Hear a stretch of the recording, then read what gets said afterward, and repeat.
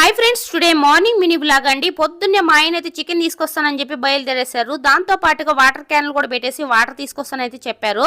ఇంకా నేనైతే మా బుడ్డోడికి ఆకలేస్తుందని చెప్పి ఎగ్ దోశలు, వాటితో పాటు నాకు మా అత్తమ్మ కూడా చెరొకటి కూడా వేసుకొని ముగ్గురం కూడా ఎగ్ దోశలు అయితే తినేసాము.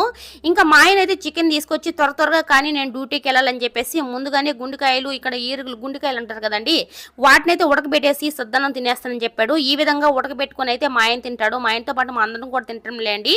టేస్ట్ చాలా బాగుంటది, హెల్త్ కూడా చాలా మంచిది. ఇంకా సద్దన్నము అలాగే ఉడకబెట్టిన గుండెకాయలు అన్నమాట, సూపర్గా ఉందంట. తినేశాడు. ఇంకా పోతూ మా ఆయన అయితే మజ్జిగ కూడా చేసిచ్చి బాటిల్లో పోసిచ్చి తీసుకెళ్తానని చెప్పాడు. అందుకే మా ఆయన కోసం చాలా త్వరగా అండి ఆడావిడి అన్నమాట, టైం లేదు. అందుకే మజ్జిగ అయితే చేసి ఇచ్చేసాను.